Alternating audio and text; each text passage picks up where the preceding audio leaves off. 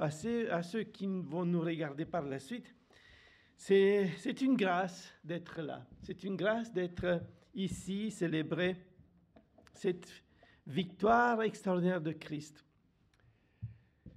Comme vous voyez, le titre du message, ça va être la résurrection, espoir divin pour un monde qui souffre. Effectivement, on voudrait voir quelle est la place de la résurrection. Comment la résurrection de Christ répond aux besoins de l'humanité, à mes besoins, à tes besoins. C'est ce qu'on voudrait effectivement voir aujourd'hui. Tout d'abord, nous avons vu dans les 2 premiers versets que nous avons lus, c'était le message de l'Évangile. C'était l'Évangile elle-même, n'est-ce pas? Je vous ai enseigné avant tout, comme je l'avais reçu, que Christ est mort pour nos péchés selon les Écritures, qu'il a été enseveli et qu'il est ressuscité le 3e jour selon les Écritures. N'est pas l'essence du message de l'Évangile. Effectivement, c'est l'essence. C'est si condensé dans 2 versets. L'apôtre Paul est capable de nous donner l'essence de ce qu'est l'Évangile. Et c'est vraiment l'essence de l'Évangile. Ce n'est pas seulement la mort de Jésus, mais aussi la résurrection. Il y a quelque chose, je ne sais pas, je vous avais envoyé sur WhatsApp de l'Église un lien pour voir un film, Jésus l'enquête. J'ai compris que c'était en 2017 qu'il a été fait et qu'il est laissé pour qu'on fasse de l'évangélisation, que les gens comprennent quelle est la place de la résurrection. C'est l'histoire d'un journaliste d'enquête, Lee Strobel. C'est sa vie. Et lui travaillait pour Chicago Tribune. Et il voulait, parce que sa femme s'est convertie au christianisme, il voulait retrouver sa femme d'avant de la conversion. Et il ne savait pas quoi faire. Alors il a demandé à gauche et à droite.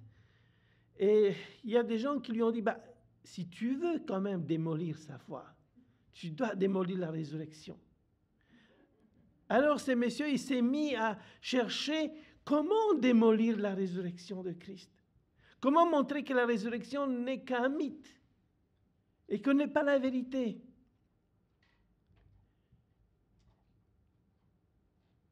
Et il a raison, comme elle avait raison les autres qui l'ont conseillé. La résurrection, c'est l'essence du christianisme. Si la résurrection est démolie, notre foi est démolie. Tout est là, tout est gardé dans cette résurrection de Christ, n'est-ce pas? C'est tellement important, la résurrection de Christ. Est-ce que vous vous rappelez l'histoire des Actes des Apôtres? Il y a l'apôtre Paul qui arrive à Athènes. Athènes, le centre culturel de l'univers de l'Antiquité. Il y avait plein de monde qui faisait rien d'autre chose que écouter des discours de toutes sortes de gens sages, des philosophes. Et il arrive là-bas et il l'en laisse parler. Viens, parle. Et il parle, il explique. Mais il arrive à un point, quand il parle de la résurrection, qu'est-ce qu'ils disent les Athéniens? Oh, merci. Arrête, jusqu'à là. Sur cette question-là, on va t'écouter une autre fois. Pas maintenant, s'il te plaît. Tout ce que vous voulez, mais pas de la résurrection. La résurrection, c'est quelque chose que les gens ne veulent pas entendre. N'est-ce pas? C'est très important de parler de la résurrection. C'est très important de comprendre la place de la résurrection dans nos vies. Et comment il veut montrer, l'apôtre Paul, que la résurrection était vraiment quelque chose de véritable. Il montre toutes ces personnes qui l'ont vu. La première chose qu'il fait, regardez, il y a des gens qui ont vu, il y a des gens qui l'ont connu, il y a des gens qui l'ont touché, il y a des gens avec qui il a mangé. On a vu qu'il n'est pas une fantôme, il n'est pas un esprit. Jésus était vraiment ressuscité. Il avait un corps et les gens avaient touché leur corps, n'est-ce pas? C'est quelque chose qui est tellement important. On se rappelle, n'est-ce pas, quand quelques jours après avoir ressuscité et rencontré les disciples, il y avait un disciple qui manquait, Thomas. Et quand il revient, qu'est-ce qu'il demande à Thomas? Avance ici ton doigt et regarde mes mains. Avance aussi ta main et mets-la dans mon côté et ne sois pas incrédule, mais crois. La preuve pour l'Évangile, c'est qu'il y a des gens qui l'ont vu, il y a des gens qui l'ont touché. Tous ces gens-là sont des témoins de ce qu'ils ont vu, de ce qu'ils ont entendu, ce qu'ils ont touché et compris. Et il dit, il n'y a pas un, il n'y a pas deux. Juste à un certain moment, il y avait 500 frères à la fin qui l'ont vu. Et même à l'époque où il écrit cet épître-là, il dit, la majorité sont encore en vie. C'est ce qu'il veut nous faire comprendre, n'est-ce pas? C'était d'abord Céphas, qui est l'apôtre Pierre. Après, il y avait les 12. Après ça, c'était les 500 frères. Et il dit, il y avait aussi son frère Jacques, tous les autres apôtres. Et puis à la fin, il dit, il se met lui-même comme un avorton, comme quelqu'un qui est né un petit peu trop tard, trop bizarrement. Il n'est pas comme les autres. C'était ça son idée. Il n'est pas né comme les autres. Il n'était pas un apôtre de Jésus comme les autres. Il n'a pas vécu avec les autres comme apôtre. Mais Dieu a voulu qu'il soit quand même lui aussi un apôtre. Et puis parce qu'il a voulu tout ça, il dit, j'ai travaillé plus que tous les autres. Mais il dit, pas moi, c'est la grâce de Dieu qui m'a permis de faire cette œuvre-là. Et puis, il y a aussi quelque chose que les évangiles n'ont pas oublié de mentionner. C'est même pas Céphas qui le voit premièrement, n'est-ce pas? On a lu aujourd'hui. Qui était la première qui l'a vu? C'est Marie. Mais au 1er siècle, quand toute l'Antiquité romaine, grecque et romaine, le monde est très misogyne. Il y a une misogynie dans la société qu'on ne peut pas comprendre aujourd'hui. Et pour ce monde-là, encore de dire que ce sont les femmes qui l'ont vu premièrement, ça a l'air bizarre. Mais encore que ça montre aussi la vérité de l'Évangile, qui ne cache pas cela, mais qui la met devant, et tous les évangélistes vont dire la même chose. Les femmes sont allées le matin au tombeau, et c'est les femmes qui l'ont vu pour la première fois. Et ce sont les femmes qui viendront aux disciples pour leur dire, voilà, il a disparu, et puis voilà, il est ressuscité. Dieu n'est pas misogyne.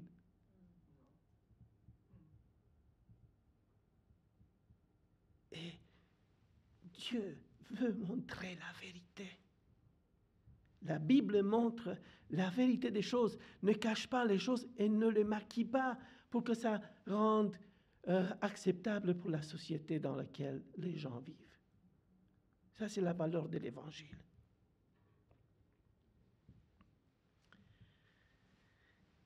Donc, après avoir vu dans ce premier point la place de la résurrection, qui est l'Évangile elle-même, le message de l'Évangile elle-même, le deuxième point, c'est sans la résurrection, il n'y a pas d'expiation des péchés.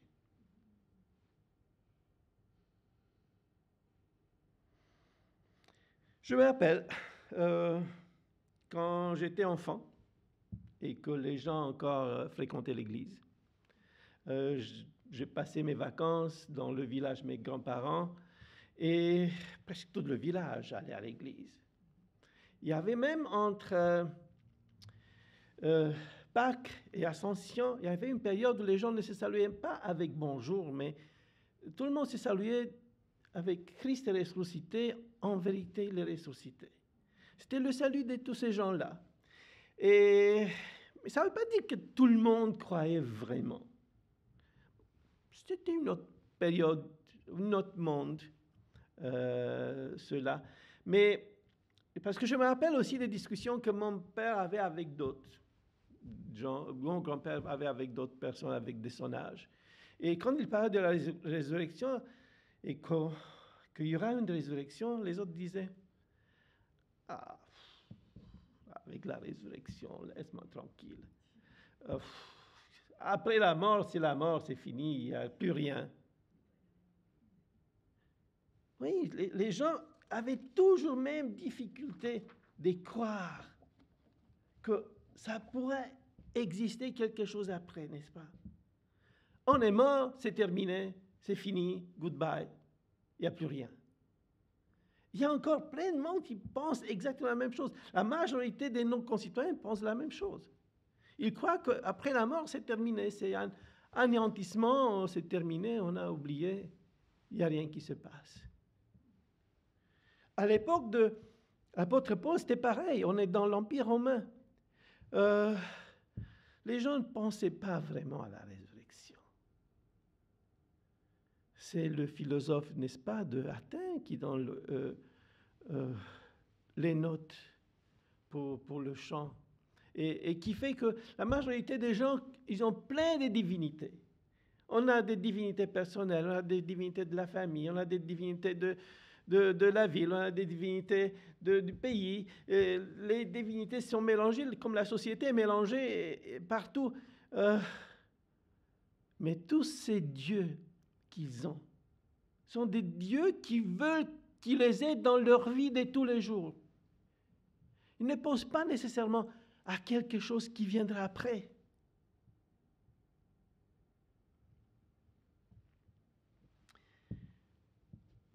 Et cette philosophie a pénétré l'Église de Corinthe. Il y a certaines qui pensaient, comme la société ambiante, que la résurrection, éventuellement, c'était peut-être la résurrection de Christ, mais que pour nous, il n'y a pas de résurrection. Et que pour la majorité, laissez-moi tranquille avec la résurrection. Et l'apôtre Paul, il s'est va obligé de clarifier certaines choses. Il est là pour vraiment clarifier les choses. Il dit, s'il n'y a pas de résurrection, c'est quelque chose de très grave. Notre foi est tombée à l'eau. Et vaine, ça n'a pas de sens, c'est rien. Oublions. Au verset 32, je ne l'ai pas lu parce qu'il y a trop de choses, mais si vous voulez regarder même chapitre verset 32, il dit, si les morts ne ressuscitent pas, mangeons et buvons, car demain nous mourrons. Ça n'a aucun sens. Ça n'a aucun sens de croire en quelque chose, de croire en Jésus-Christ, de venir à l'église si nous ne croyons pas dans la résurrection. Il faut mieux manger, boire et vivre sa vie, puis de toute façon, demain, on va mourir et puis c'est terminé. Mais la thèse de Paul est, s'il n'y a point de résurrection des morts, Christ non plus n'est pas ressuscité. Donc tout ce que nous propageons, ça relève que c'est un mensonge. C'est une fausseté. Nous sommes des mensongers. Nous témoignons quelque chose qui n'a jamais existé, qui ne peut pas exister. Parce que s'il n'y a pas de résurrection pour toi et pour moi, il n'y a pas pour Jésus-Christ non plus. C'est la thèse de l'apôtre Paul. C'est ça qu'il veut dire aujourd'hui. Comment parler de la résurrection fêtée Pâques si nous ne croyons pas dans la résurrection des morts? Pourquoi le fêter? Il n'y a pas de sens. L'essence de la fête de Pâques, c'est la résurrection. Pas seulement celle de Christ, mais celle de notre pareil.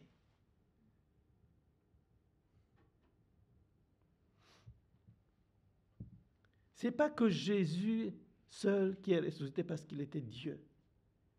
Jésus est ressuscité en tant qu'homme. Les conciles de l'Église, quand ils ont mis en place la doctrine du christianisme, ils ont conclu quelque chose qui est resté comme ça jusqu'à nos jours. Jésus-Christ était 100% homme et 100% Dieu. Jésus-Christ est mort en tant qu'homme, il est ressuscité en tant qu'homme. On ne peut pas dire, ben oui, il était Dieu, il a ressuscité, et puis nous autres, c'est terminé, nous, on ne ressuscite pas. Comment ça? C'est ce que l'apôtre Paul essaye de nous expliquer aujourd'hui. La résurrection est si importante que dans la doctrine de rédemption, nous avons tout à l'heure chanté, n'est-ce pas? Un chant, on parlait du sang de Christ qui nous a rachetés, qu'on a reçu la rédemption à travers ce sang de Christ. Mais l'apôtre Paul dit quelque chose encore plus fort. Si Christ n'est pas ressuscité, nous sommes encore dans nos péchés.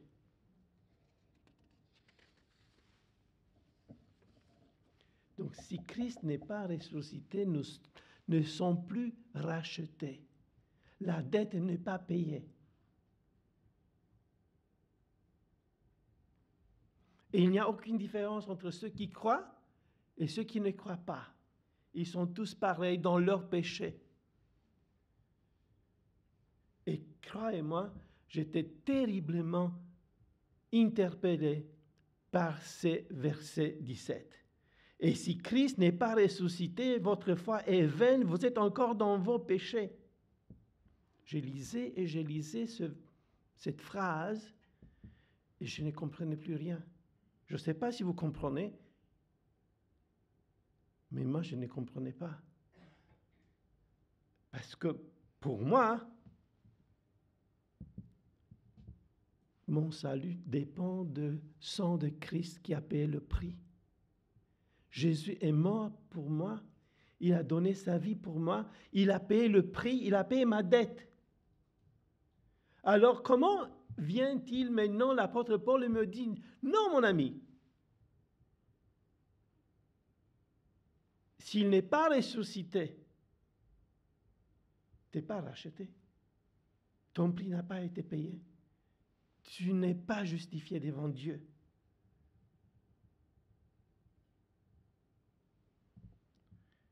Et j'avais du mal à accepter. Comment si par hasard Christ n'aurait pas ressuscité, alors ma dette n'est pas payée. Comment ça, la dette a été payée? Comment ça, Jésus est mort? Il a payé le prix que j'ai dû payer. C'est fait, c'est remplacement, substitution. Jésus a pris ma place. Il a été tué à ma place. Alors comment l'apôtre Paul me dit, mais non, s'il n'est pas ressuscité, vous n'êtes pas racheté.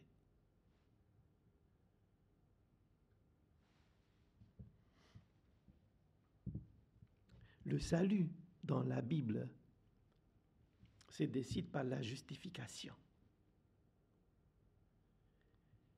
Abraham est considéré juste par Dieu. Et nous devrions être considérés justes par le sang de Christ, pas par nos mérites, pas parce que j'ai fait des choses ou il y a des choses qui se passent pour moi. Parce qu'il y a quelqu'un qui a payé un prix pour moi. L'agneau de Dieu, celui qui n'a pas de péché, celui qui n'a fait aucun péché, lui, il est mort pour moi. Il s'est substitué à ma place. Alors, je peux être justifié devant Dieu.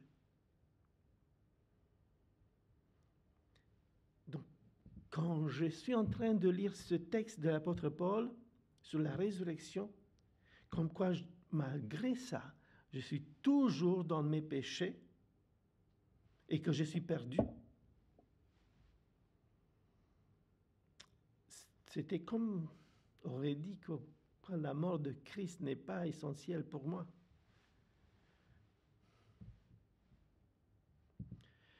Et mes idées dévaguaient à gauche et à droite, que j'ai eu peur de tomber dans l'hérésie.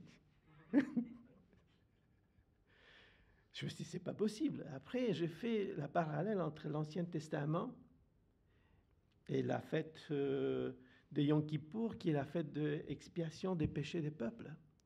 Je me suis dit, mais ça doit être plus que juste ça. Parce que quand la fête de Yom Kippour se passe, c'est un processus. Les taureaux, les béliers, tous les sacrifices, tout ça, ce n'est pas une simple sacrifice qui se passe. Et je me suis dit, probablement, il y a un processus qui vient de la mort de Christ jusqu'à l'ascension. Et tous ces processus-là est nécessaire pour être racheté et pour être justifié devant Dieu. Et j'ai commencé à m'en sortir. Après quoi, j'ai commencé à chercher dans les commentaires, qu'est-ce qu'il dit un, qu'est-ce qu'il dit l'autre. Et étonnamment, c'est dans un vieux commentaire que j'ai trouvé la réponse qui était là pour me donner la paix, pour me faire comprendre les grandes vérités de Dieu.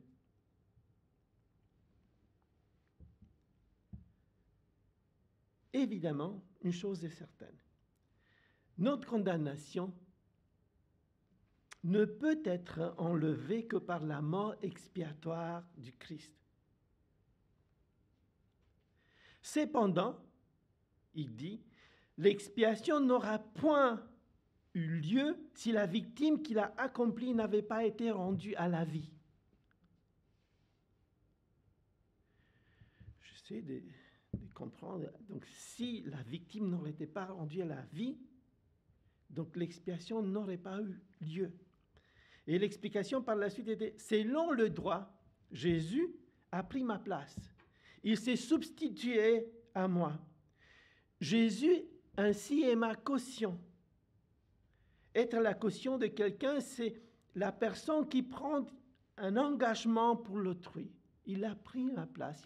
Il s'est engagé de mourir à ma place. Donc, aussi longtemps que la caution n'est pas sortie du prison, si quelqu'un paye quelque chose pour moi, qu'il est mis en prison, on doit en conclure que la dette n'a pas été payée. Si donc Christ n'est pas sorti de la prison de la mort, notre justification n'a point été obtenue par la mort, et nous sommes encore, nous les croyants, aussi bien que les autres, des condamnés. Donc Christ a dû sortir de cette prison qui était la mort.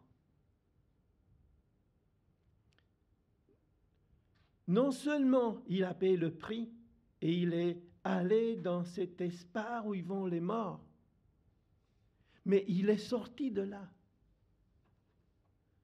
Et par la sortie, il a pleinement montré que ma dette est payée, que la caution a été faite.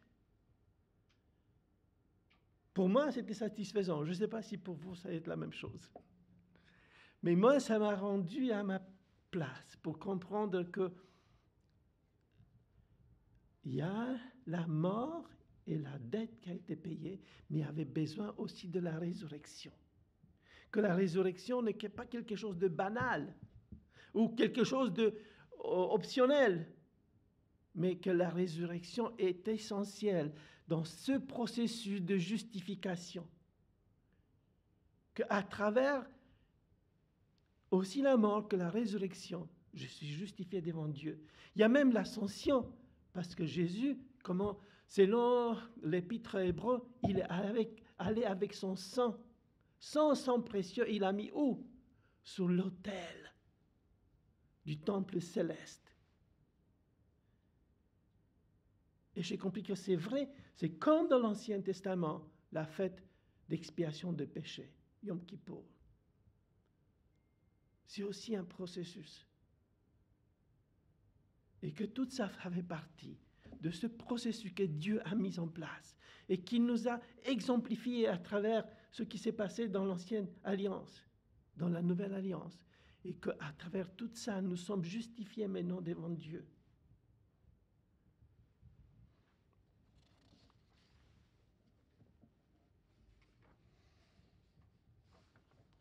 Si Jésus n'aurait pas été justifié, n'aurait pas été sorti de ce prison de la mort, il n'aurait été pas pleinement justifié et nous autres, on n'aurait pas pu être justifiés.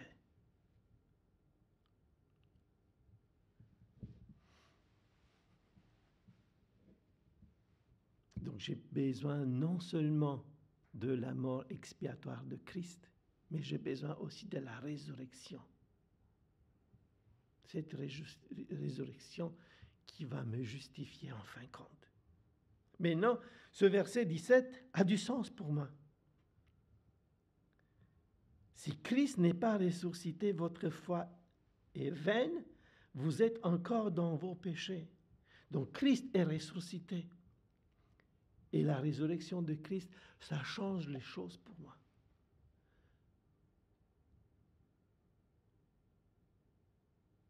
La place de la résurrection est immense. Parce que il n'y a pas de rachat et d'acquittement sans la résurrection. Revenant à la vie, Jésus fut un condamné justifié. Et le processus de paiement de la dette fut accompli pour tous ceux qui croient en Jésus-Christ.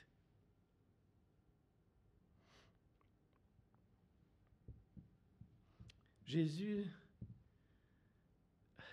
est resté sur la croix exactement comme mon collègue Benoît a dit tout à l'heure. Non pas parce que les clous l'ont gardé sur la croix. Non pas parce qu'il y avait l'armée romaine.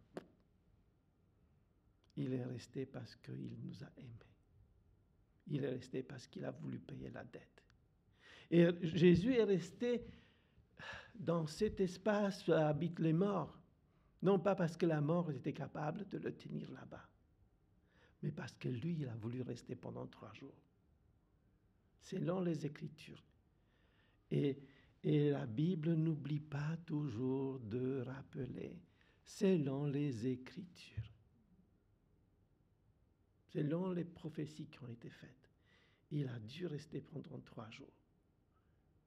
Et c'est lui qui est, parce que la mort n'était pas capable de garder celui qui est qui? Le prince de la vie. La vie elle-même. Comment pourra-t-il la mort garder la vie elle-même? Ce n'était pas possible. Le troisième point que je veux relever aujourd'hui, c'est la dimension victorieuse de la résurrection de Christ. Il y a, disons, quelques idées qu'on va sortir. La première, c'est que tous les hommes ressusciteront. Ce n'est pas juste Christ. Mais le texte nous parle que tous vont ressusciter.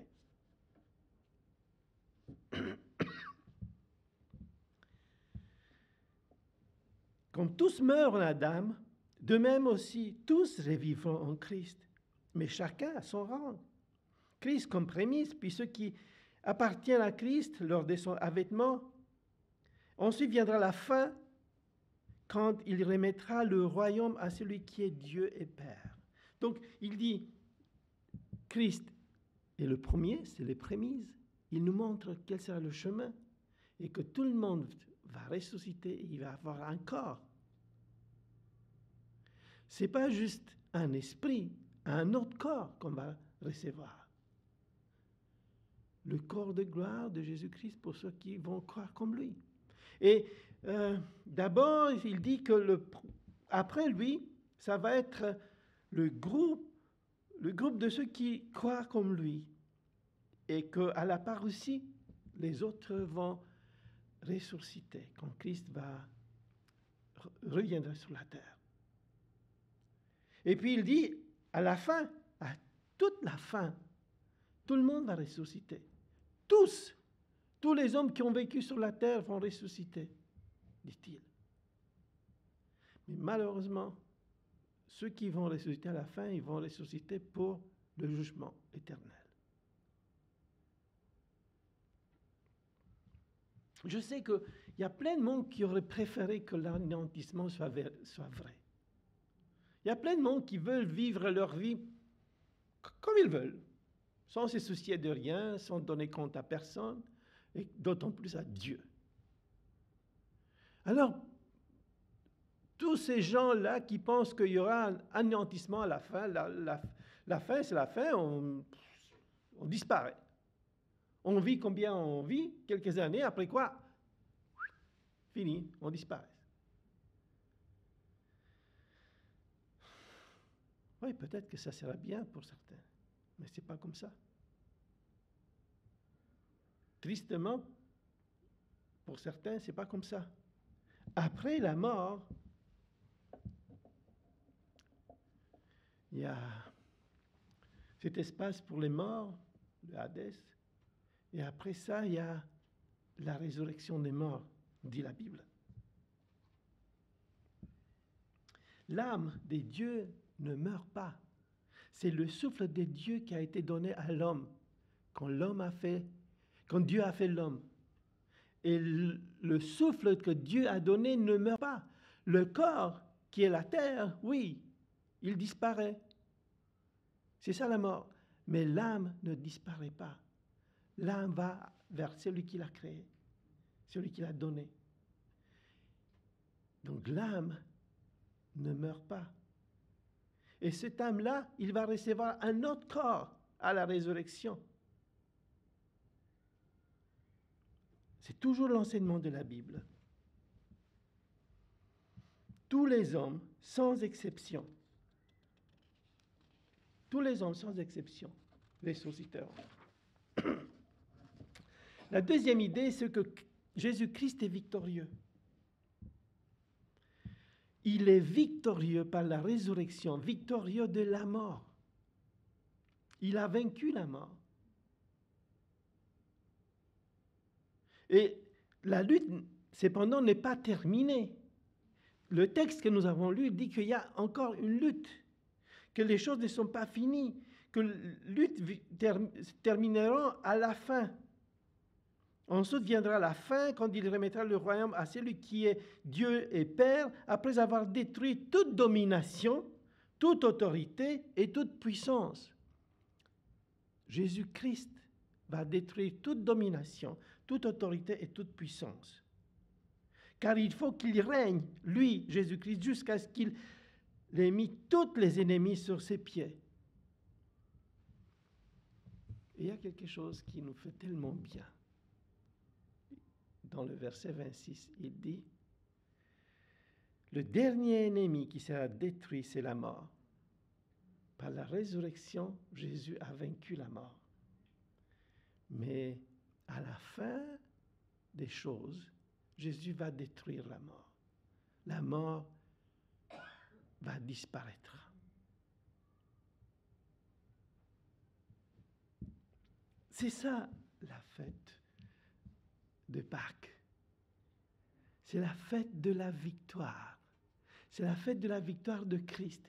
C'est la fête de l'espérance, la fête qui a tout changé dans mon histoire, dans l'histoire de l'humanité, parce que il n'y a rien qui nous fait plus peur que la mort. La souffrance, la mort. Et c'est là la dimension gigantesque de la victoire de Christ. Oh oui, la résurrection, c'est une immense victoire. Avec un Christ victorieux, tout change. Tout est différent.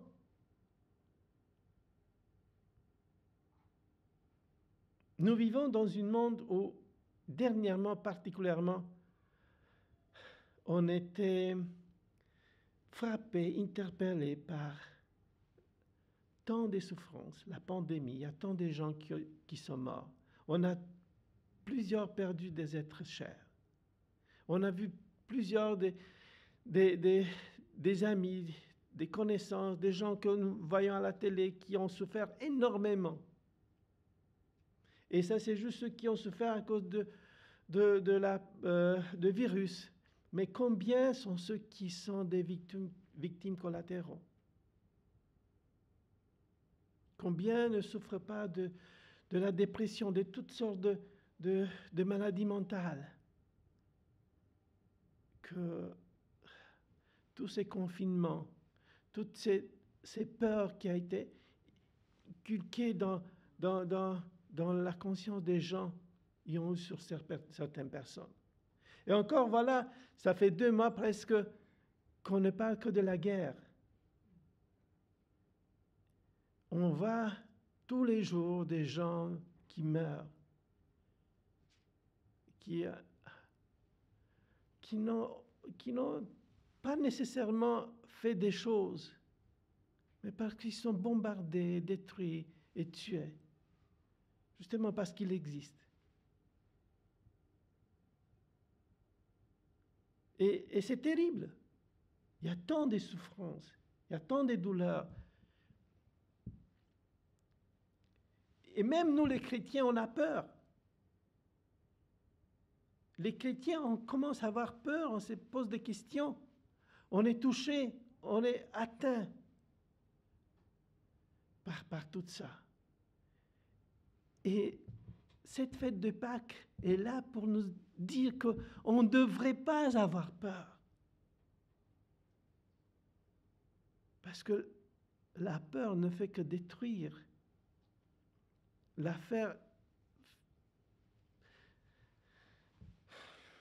Ça fait du mal, énormément du mal, n'est-ce pas? Dieu veut qu'on soit conscient de la résurrection, de ce que la résurrection signifie pour nous. Parce qu'on parle de la guerre, mais je me suis rappelé dans ma jeunesse, j'aimais lire de l'histoire de guerre, mais non pas vraiment. Mais comme toute jeune, ils aiment tout ça.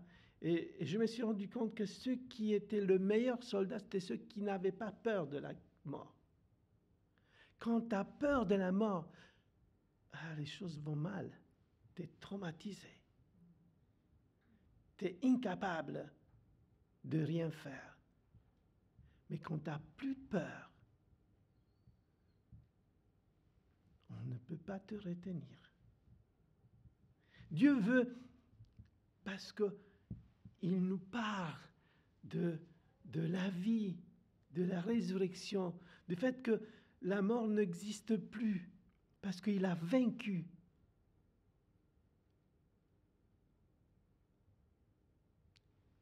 Il nous donne de l'espérance. Il nous fait comprendre une autre dimension des choses. On est trop ici terrestre. On regarde beaucoup trop à gauche et à droite à ce qui se passe en Ukraine, à ce qui se passe dans les hôpitaux, à ce qui se passe en Haïti, à ce qui se passe ailleurs en Afrique et en Chine. On a peur. Mais Dieu veut qu'on soit attaché à lui, à ce que lui a voulu nous enseigner.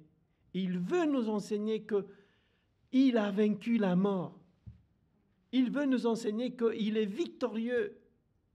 Oui, je suis faible, je suis comme je suis, mais mon Seigneur, il a vaincu, il est un victorieux. Il faut se placer derrière ce Seigneur victorieux est capable de changer les choses.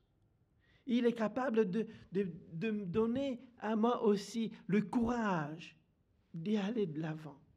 Le courage de ne pas succomber dans toutes mes craintes, dans toutes mes peurs, et de continuer ma vie avec lui. Et c'est pour ça, c'est vraiment ça, nécessairement, le message de l'Évangile d'aujourd'hui. Que Jésus, celui qui est victorieux, il est capable de m'aider à être moi aussi un chrétien victorieux. qu'il est capable de m'aider à moi aussi de ne pas succomber à la tentation de la peur et de résister et de continuer la lutte. Parce que celui qui gagne, c'est même pas moi. Celui qui gagne, c'est lui. C'est lui le puissant. Moi, c'est tout ce que je fais, c'est de le suivre. Et c'est de là que ça vient toute la joie, toute la bénédiction que je peux recevoir aujourd'hui, le jour de Pâques 2022. Que Dieu nous aide à s'attacher à lui, à s'attacher à ses promesses, à tout ce qu'il a fait, pour être nous aussi dans le camp de celui qui est victorieux. Amen.